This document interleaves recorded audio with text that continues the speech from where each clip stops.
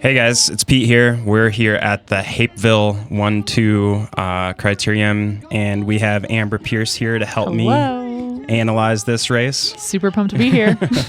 We're pumped to have you. I'm really excited to watch this. I can't wait for more real critiques. Finally someone else to critique me. Oh, it's happening. It's happening. So this was in the middle of the afternoon. This one was a pretty technical, kind of rolly 7 corner. And I think it started out with 100 people. And as you can see, it's already kind of strung out right from the get-go. It's good times. That's always fun when that happens. As you can see, there's nobody behind me. I had a little bit of a flat tire issue like in the warm-up spin for this race, and so I managed to fix my flat tire and pull up to the start-finish line like 20 seconds before the gun went off. And then it was a technical course, so I had to figure out a way to not be last. That's always tough, and I think sometimes, often, the idea of showing up late to the start line, especially at a crit where it's technical like this and you want to line up in good position. Nice move there, by the way. Sometimes I think it's actually not the worst thing to show up at the last second. It's almost like you're so distracted with, say, dealing with your flat tire that you don't actually have time to get anxious about the race. I think sometimes it can be a blessing in disguise because it just forces you to be in the present right up until the point where the gun goes off. So this is where I end up starting to pass people, right? I finally got my head wrapped around the course, figuring out where I could actually pass some people. And even at these bigger races, people still get dropped in the first 10 minutes. So you can kind of see the gaps are starting to form. There's one ahead of me. Oh, yeah. So, we're 4 minutes into the race. There's fast people, and I'm kind of getting worried. Right. When you see gaps like that opening up ahead of you, well ahead of you, right? Like there's a couple of groups now ahead of you. That's a little bit disconcerting because you don't want to get caught behind a gap like that, like you are right now. Like this. Like exactly like this. So let's step back a second. What was your overall plan going into this race? Obviously the flat didn't go according to plan, but we had a couple guys racing for the overall for the series, and more or less the idea is if I could get to the front, there'd been breakaways that kind of either stuck or took most of the race to bring back, and I'm pretty good at getting to the front of the race even without much fitness, and then kind of working my way in and do a little bit of work to bring back the break. But I definitely wasn't going to have a result here or anything. It was kind of just get my feet wet racing at this level, and then if I can do any work at the front, that's the idea. Everybody was going to sit in and kind of wait for the dangerous late race move. So my goal was to get to the front probably in the first 15-20 minutes and cover some things or work if I have to. Right. So just here get we are, there. getting to the front. Yeah. I mean, and it's always scary when you see gaps like that opening up ahead of you because there's always that risk that you won't get back. But at the same time, on a course like this, where when you're in the group, there can be that kind of accordion punch and go effect. You actually are doing a great job here of just maintaining a nice, even effort through these corners. You're able to take the line that you want. So, I mean, this isn't like a red alert situation here. You obviously have it under control. Yeah, I think of these ones as where you're in a breakaway by yourself off the back. I love those reverse attacks. And so, you definitely want to make it as smooth as you can, right? Like bringing back, well, for me, definitely, those big, huge efforts just totally sap me. But being able to ride through a bunch of people, there's probably 10 people we pass in the last lap and a half, and you do get a little bit of draft out of each one, and each one's like a little carrot where you just got to make it to the next one and the next one and the next one. At this point, it's 20 minutes into the race. It still hasn't quite slowed down, which, depending on which type of racing you're doing, this might be the type of racing that you see most of the time where you don't get a bunch of options. It's just playing that efficiency game for big chunks of time and being able to kind of not disengage, but this guy in front of me, 166, he was pretty smooth and he definitely accelerated like I did, and so I was really happy following him around. And even more so that I would probably sit a couple wheels further back and not make the passes because I liked the way he was riding. And that's a good point. I mean, if it's at a point in the race where it's not critical for you to be on the front or third wheel, if you're on a wheel that you like, I mean, you feel comfortable, they're riding safe, they're riding, to your point, efficiently. So, he's not surging in a way that's forcing you to do work that you don't want to do. That's a great place to be. If you're on a wheel that is surging or they're a little bit squirrely, go find another wheel. Yeah, it's worth making a little extra effort then and there to get away from them. Yeah. I was thinking about at this point in time, it's hard to will yourself up only 10 or 15 guys, but then I'm really only 50 guys from the front, which is way different than 70 guys from the front. And so if I can see the front of the race going through the next couple corners, then that means it's close enough that I can start doing probably more like a Hail Mary and pass like 20 or 30 guys at once and wait for that rather than kind of work both ends, pass a couple people every corner that I can, and then actually right there wait for the Hail Mary. So, but starting to click people off, people actually get tired 26 minutes into the race, and so who knew? Yeah, so there's less kind of that responsiveness, and people don't fight you quite as dearly for each and every wheel and each and every corner. Right. And so that's something to be said for. You'll kind of get more leeway as the race progresses up until maybe 10 laps to go, and then all of that goes away. Right. And this kind of goes back to, not only conserving your physical energy, but also your mental energy, because this kind of racing requires a huge amount of focus, and that's a lot of cognitive load.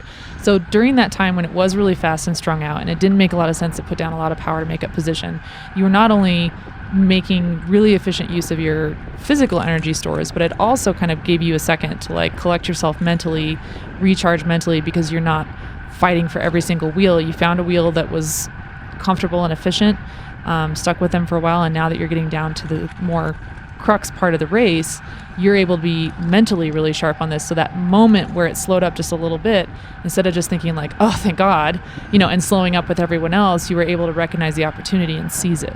Yeah, and that was a huge kind of switch that got flipped in my brain when the race slowed down. It wasn't, oh, thank God it's slow again. It's okay, now is the time to go. Right. And that took a long time for me to figure out.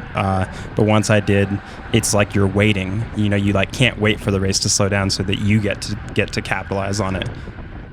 I've been inching closer to the front, and this is the first time where I told Stefan to go, and I think he has some punch, and having someone else, whether it's a teammate or not, do this big acceleration down the start-finish straight, he's still even too strong for me. So I go back to where it's nice and easy over here. I'd been having good luck taking this outside. People weren't quite shutting it down enough, and so just like that, Nice. outside to outside, and then you're even sheltered just slightly, and then there's the slowdown. Boom. And so I should have been on that inside to actually take advantage. But I feel like as soon as there is a slowdown, more slowdowns will come, especially now that it's 32 minutes into the race. I think there's someone snuck off the front, or maybe a group of a couple of guys snuck off the front. And so and that's why it's easing up a little bit now. And that's why it's easing up. And so I know that really my only goal now is to help pull that move back. And so I have to get to the front, and kind of dicing it up in this 30 wheels back is the most work I think you can do in the field. Yeah, this is hard. Unless you're getting dropped, but fighting for position, fighting against other people who are this far up, you have to make committed decisions over and over to battle for this wheel, battle for this corner. And that's where saving that mental energy early on, this is paying off huge right now. Exactly. And then jumping back in with teammates, getting the free ride where they're not going to do anything for me. They'll always let me in, and you can kind of talk to him as you're right there. And I think Zach's who we were working for, and he's right in front of me. And so hi, Zach. that pretty much means I don't want to disappoint Zach, just like I don't want to disappoint myself. And so it's pretty much time to figure out how to get to the front and start working. I don't think Zach wanted to wait, or I don't think Zach wanted to ride the breakaway, but who knows? This was a while ago now. Yeah. Well, you could see the riders kind of went across the road there, which is an indication that the speed had dropped, and Zach accelerated right away. Yeah. The second that happened. And that makes a big difference. Danny Summerhill is the next guy who did that, and he took advantage, right? It's one of those ones where if you're not doing that each and every time it slows down, your race is going to be way harder. We're 40 minutes in, which I feel like is when things start to separate a little more, and I'm probably getting separated, which is why I'm not kind of staying on the wheels exactly as hard as I was, because it's getting hard and I'm getting tired. Right. That happens. Yeah, it does. But it's all about still being ready when the opportunity presents itself. And this corner was a really good chance where I could look and see kind of what people were doing into this straight and how much power they were putting down and what the front of the race looks like.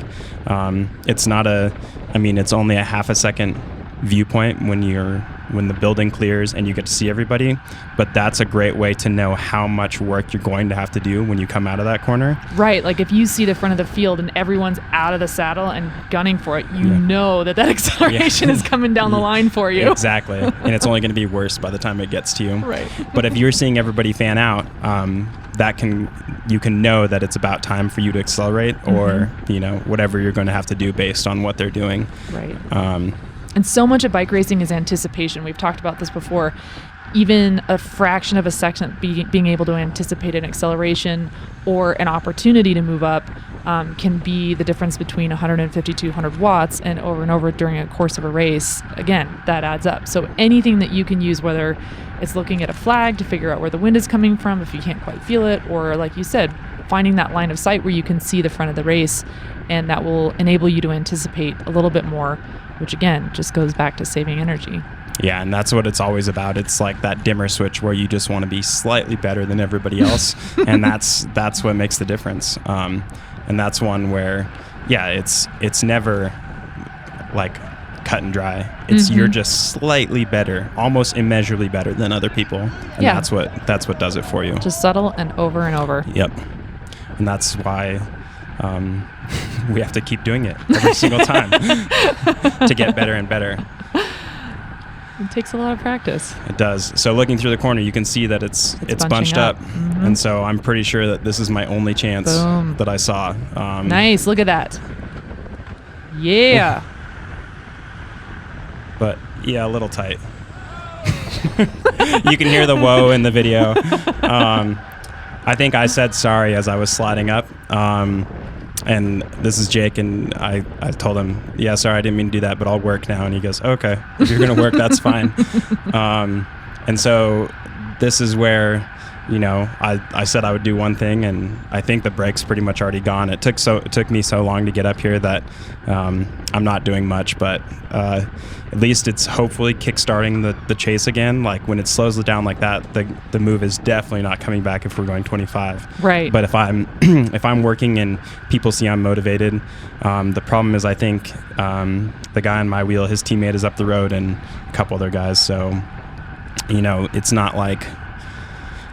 not like I'm doing amazing work. No, but being one of the cliff riders on the front and actually doing work to bring the brake back may encourage other riders on other teams to say, hey, Cliff is willing to do some work to bring this back. If they're willing to throw somebody in, we'll be willing to throw somebody in. And it might not be the guy behind you, but it's always worth, there's definitely benefit in doing that. Exactly, and I think even when I go through the start-finish line, they say Cliff is chasing, which is like what you want the field to hear and what you want the breakaway to hear. Yeah, it's super demoralizing to the brake. Yeah, and so that's kind of what it's all about. And like the laughable part is, like my whole race was about this like 60 seconds or 2 minutes, right? Right. And then, but that's it. That's what it really comes down to. And it took, 1,000 decisions to get to the front.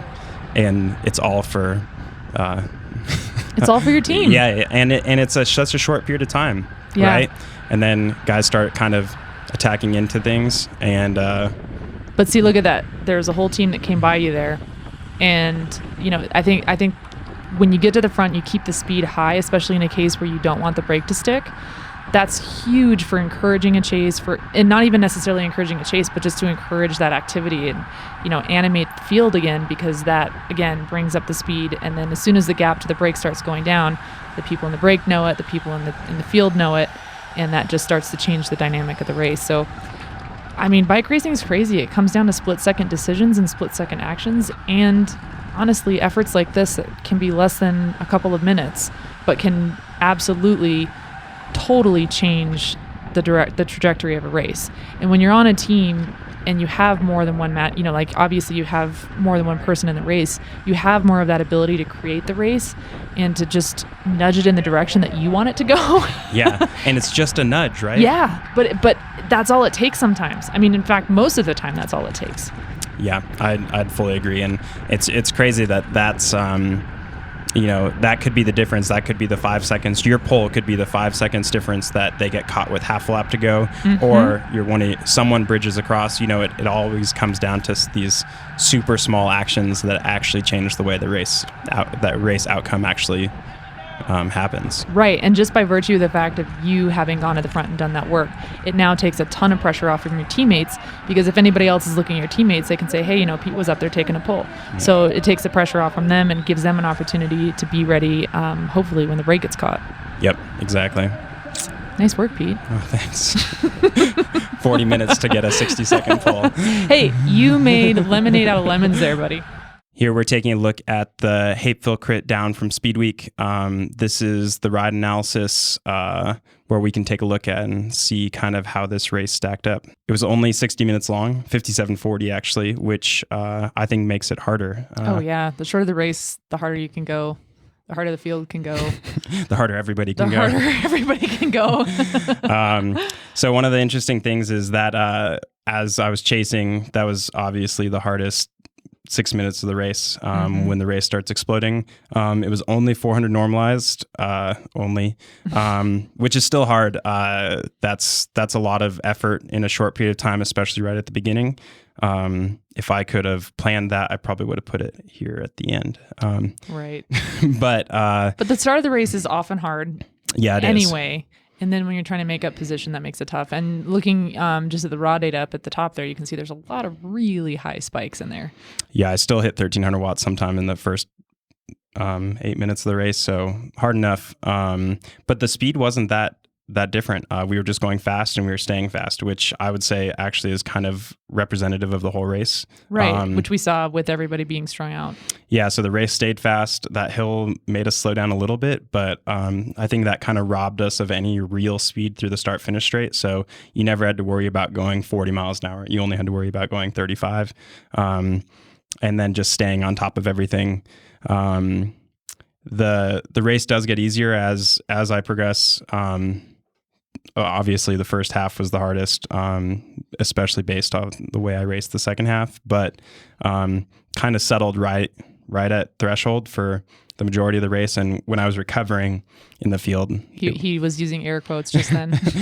When I was recovering in the field, it's exactly at threshold, which I think is about right for a hard crit for you.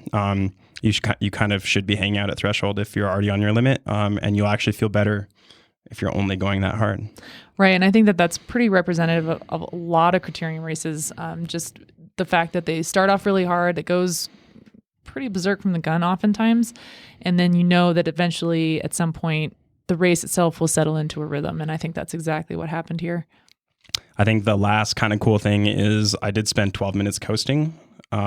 For a technical course, that's pretty good. It's pretty great. That's one thing to check. If you always want to be pushing up, right? The ceiling is max. Like hypothetically, I should be able to coast for even longer than that. Mm-hmm. And the more you coast, the more power you have for the rest of the race. So, and then if you look, the split is pretty low with active recovery and coasting. That's 22 minutes of the race. That's a third.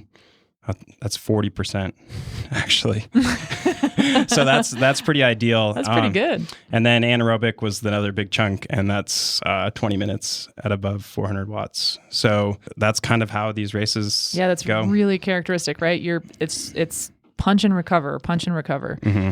And with the tech and the hill, it just makes all those worse. Right. And so looking for opportunities to get that recovery, like you said, increasing the time that you're coasting, increasing the time that you're in that active recovery zone, looking for those little spots where you can gain a little bit more recovery without giving up opportunity or position. Yeah. And just, we were talking in the video about a quarter second here, a quarter second there.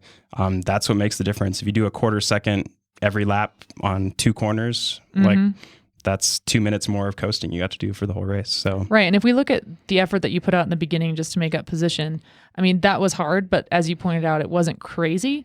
You could have gone crazy and you probably would have blown up. yeah, for sure. So I think that was actually, I mean, when we look at the numbers now, it looks to me like you did exactly what needed to be done, but you didn't do more than you needed to do, which was the smart thing.